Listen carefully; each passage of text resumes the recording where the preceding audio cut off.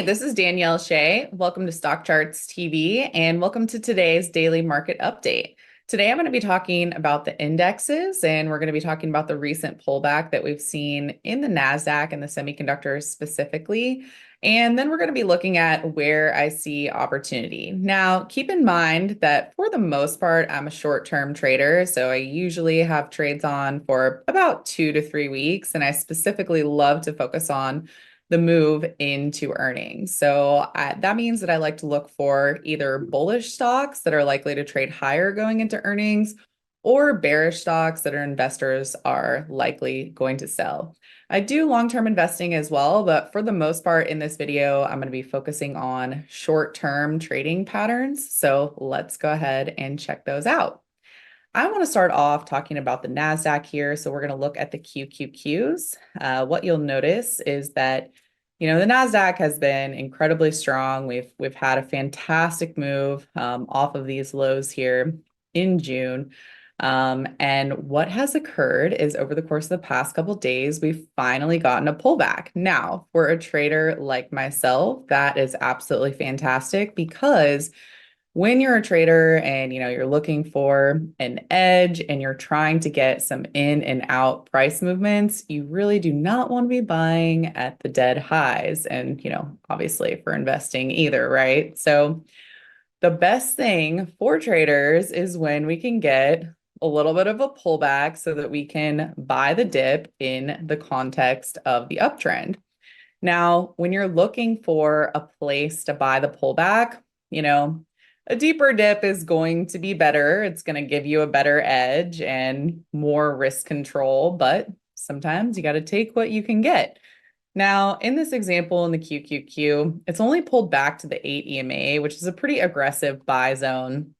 I would prefer a pullback to the 21, which would be down into 468, or even to the 34 EMA, which would be down into 461. But you know what? The market doesn't care what I want, and I got to take what it's going to give me. So with this pullback, we're already starting to see a bounce. You can see the way that this is shifting higher. We haven't broken up above yesterday's high just yet, but that would be a good trigger for me to look for an entry in the QQQs to the upside. Now, where would the target be? The next target would be up here at 490, and then after it's going to be up here at the key psychological value of 500. So let's go ahead and look at some of these Magnificent Seven stocks along with some semiconductor names, because specifically when you look at the semiconductors, this is what started this pullback. So we saw a phenomenal rally in NVIDIA. A lot of that had to do originally with earnings, and then also the announcement of the split and then the actual split. So there's been quite a bit of exuberance surrounding NVIDIA. When you look at SMH and you can see the way that this is traded, this has been hugging the 8 EMA. It's been incredibly bullish, incredibly strong. We've seen great moves in the semiconductors, but the problem is they were all way too extended to be buying or trading up at these highs with any kind of an edge.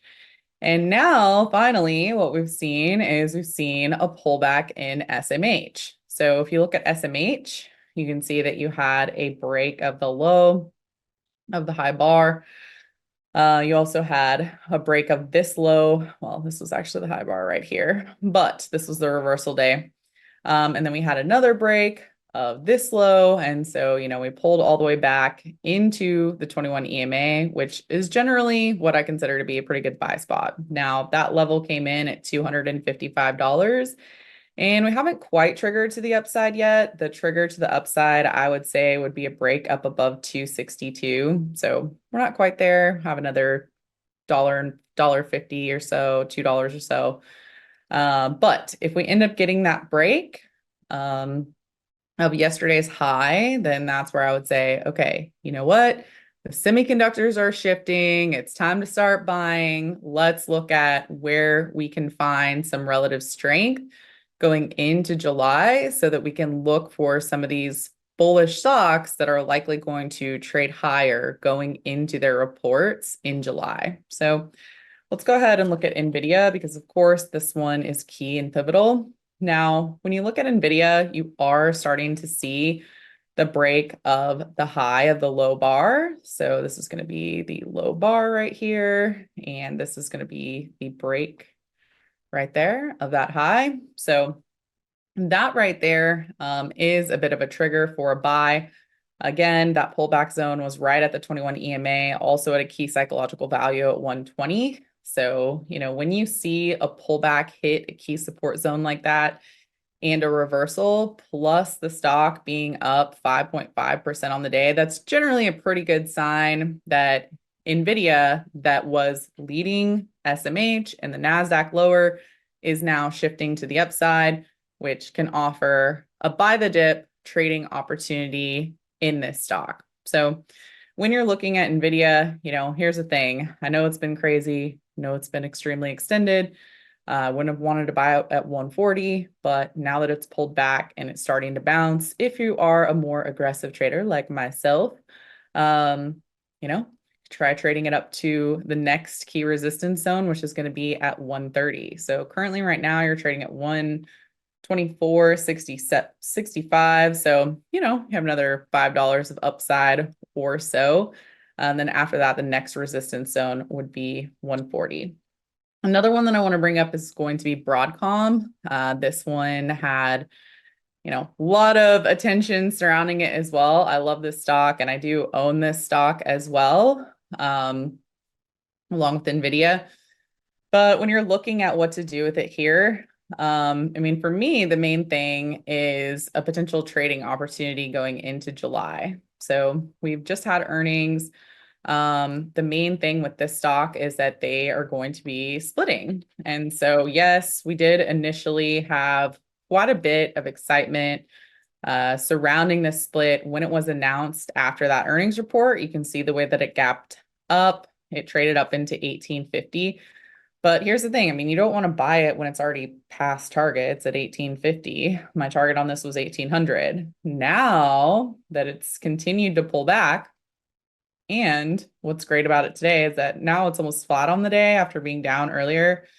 I'm eyeing a reversal here. So I don't know if it's going to come tomorrow or the next day, but this chart is on my mind because what I want to see is I want to see a buy the dip reversal, and I want to get in so that I can trade this higher going into the actual split. If you look at the way that NVIDIA traded, going into the split and then after the split as well, that's definitely something that I want to be involved in. So the split for Broadcom is going to occur on the 15th. So we have, 3 weeks or so where when this thing starts to shift, we can look to get in it, try to trade it going into the split, and potentially hold it for another week or so after the fact as people come in and buy those shares because they're a lower price. So those are two names specifically that I'm focusing on in the semiconductors. I guess I could give you one long-term stock pick here that's not as much of a trade. But let's go ahead and look at AMD. So here's an example of a ticker that I actually don't think is good for a short-term trade right now. And that is because of this overall consolidation. So you see there's a daily squeeze right here. If you look at that chart, you can see that it's been consolidating for quite some time, but here's the thing. If you go to the weekly chart as well, you can also see that there's quite a bit of consolidation here. So when I can see that a ticker has consolidation on the weekly chart and on the daily chart, what that means is it's going to take off eventually, but it's probably going to be choppy for a while. So I actually do not like this one for a short-term trade right now for that reason, because generally if you try to trade it on a short-term basis, when it has that longer-term consolidation, it's just going to chop you up, which is no fun if you're a directional trader. So with this one, I actually was buying more shares of long-term stock with the idea that I could trade it back up into 200 and then eventually up into 250, which would be my next upside target. So might as well throw in a stock pick there too. Let's look at a couple others. There are some really important names, of course, that we can talk about as far as the Magnificent Seven stocks. And, just trying to look for opportunity here. Here's the thing is that because the NASDAQ was so extended, A lot of these stocks are extended, and so I don't think that they look very good for entries right now for trades. But here's the thing, they're going to be reporting earnings at the end of July. And if we could see a little bit of a pullback on the names, then what we can do is we can jump in and trade them to the long side for maybe about 2 weeks or so before those earnings reports, as you get people coming in to buy the shares before those reports. So they're definitely on my watch list, but can't really say it's good for an entry right now. Microsoft has surpassed my price targets to the upside. I had 436 and 440 as a target. It's already up at 450. So I definitely can't buy that here. If you look at this daily chart, you can just see it's been on a phenomenal swing right there. So with this one, we just have to watch and wait. I would love to see it pull back. If it could pull back into 430, 436 down at these EMAs, that would be a great spot to buy it before earnings. But if it doesn't, I'm not going to be getting into it. Next one is going to be Google.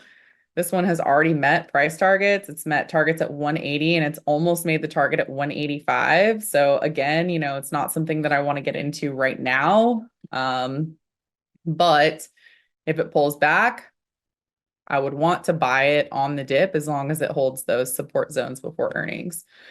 Next is going to be Netflix. So with this one's going to report earlier than the rest of the mega cap tech names. Netflix and Tesla always report first. So with that, you generally do see a move going higher in Netflix. But here's the thing with Netflix is last quarter, you saw this major gap down. So sometimes you're not going to get a strong rally going into earnings because people will look at that and say, well, last time it had this big gap down. Why would I buy it before the report? But here's the thing is that Netflix does have a key psychological value target at 700 and buyers have been coming in all quarter. So in spite of this gap down, you've seen a lot of people buying the dip. So I still think that even though this one isn't one of the stronger ones, it still may be good for a trade. So I'm eyeing that, especially on the lower time frame charts. If you can get something like a 195-minute squeeze, or if you can get like a 78-minute squeeze, especially as you get closer to that earnings report, that might be something that we're able to trade.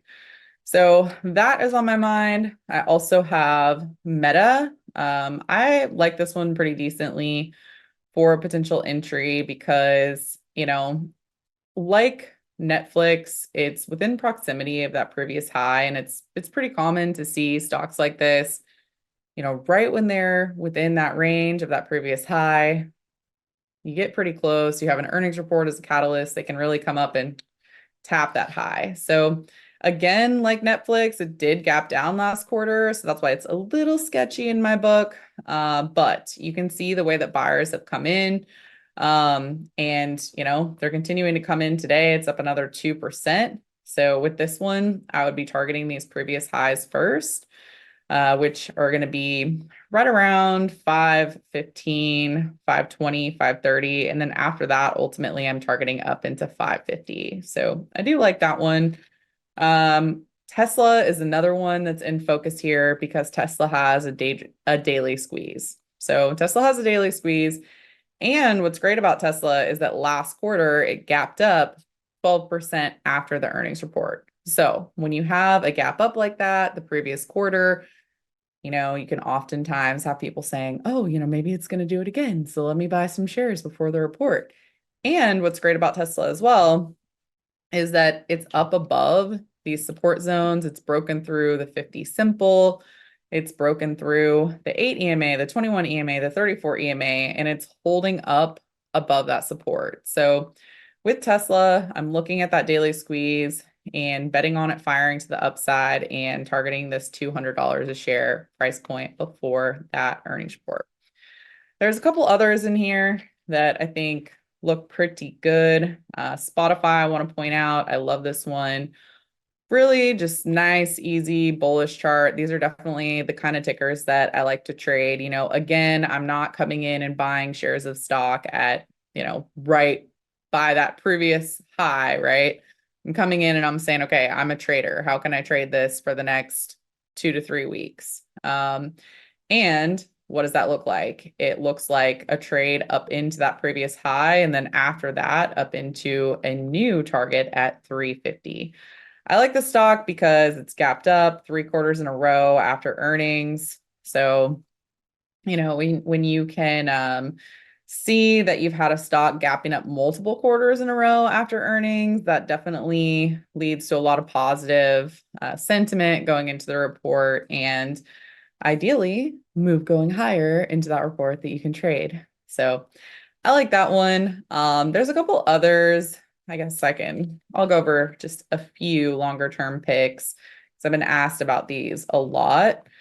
You know, when I'm looking for longer term stock picks, I definitely want to look for stocks that have pulled back and are consolidating on a weekly chart, monthly chart, even, it's even better. Dell, I've been asked about a lot. It's still a lower price stock, it's trading at 140. We have been trading this one recently in our trading room. And, I still think that there's decent upside potential, even though it's already been on such a nice rally. I like it for a couple different reasons. It's a pretty strong company. They've done really well surrounding earnings recently, but mainly I just like it for the trend. And so when I'm looking for something that I can just buy and hold, I love the trend. I love the way that it's reacted around earnings. And I think that the next price targets on this are going to be up at 175 and then at 200. That is on a longer term time frame. So, even though it has already traded higher by quite a bit, I still think there's some more room to trade that one to the upside. Another one is going to be Palo Alto. I really like the way that this one looks on the weekly chart. I mean, you can see how it's pulled back into support. It has traded lower after earnings for 2 quarters in a row, but I think that has a lot to do with the fact that it just got pretty extended and it needed a little bit of a breather. The fact of the matter is the earnings reports were still really good and the numbers were good. So I still think that with this weekly long-term chart pattern, we can continue to target up into $400 a share. So I still like that one. I think it's looking pretty good, and I like it for a longer term buy because of that chart pattern. So next, I wanted to give you just a few bearish tickers. So another thing that I do like to look for is what companies have not been doing well surrounding earnings, right? Because just like there are people that are excited for some companies to report, there are also people that are looking at their portfolios and saying, oh my gosh, this company hasn't been doing well, or the reaction just hasn't been strong. So essentially, what we're seeing is those stocks gapping down after earnings, they're in a bearish trend. And what happens is people get nervous. So before the reports, people are looking at their portfolios and saying, oh my gosh, what if this thing gaps down 10% again? I should probably sell it before the report. And then they end up falling before the report and potentially after the report as well. So we have a couple of those. I have a couple of those on the list. This one right here is going to be Disney. So looking at Disney, Disney was doing a pretty good job recovering. We had a reversal off of these lows, but it already started giving it back. So if you look at that, and then if you look at the daily chart, this is what really just looks disastrous for Disney. You can see the way that the trend shifted here.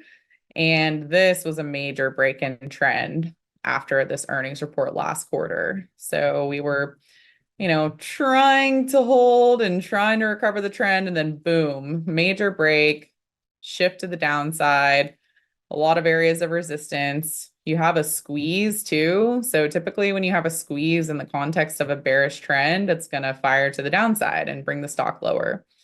So that would bring us down into about $98 a share, currently trading at 102.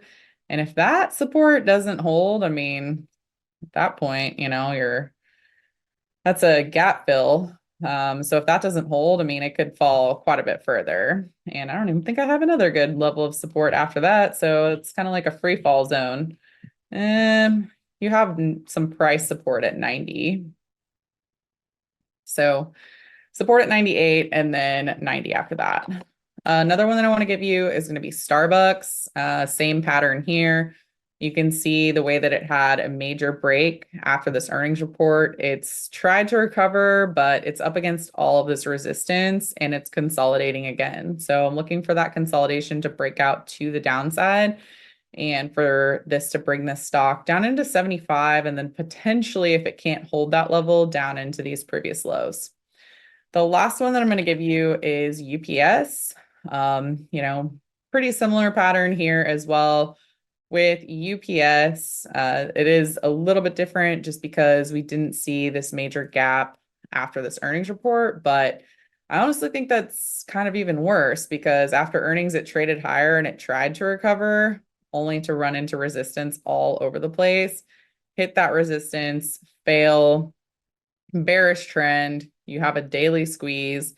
And with that squeeze, it's very likely to break this critical support zone and send it just flushing into the depths of despair. So, I think that the next price target is going to be 130, but similarly to these other stocks, you can see that there's not really any support after that. So if it can't hold 130, well, it could just continue free falling. So that is what I have for you here today. If you want to learn more about me, go ahead and click on the link below and subscribe to my YouTube channel. On my YouTube channel, I post all kinds of videos about different trades that I take, specifically focusing on the options market, what kind of butterflies or spreads or calls or whatever it is that I'm going over. You can scroll through my channel right here and you can find my trade review section where I go over a lot of these trades. I'm also going to be starting a new series coming up soon about my long-term stock picks and long-term portfolio management. So if you want to check that out, hit the button and subscribe. Other than that, thank you for joining me on Stockcharts TV, and I'll look forward to seeing you in the next episode.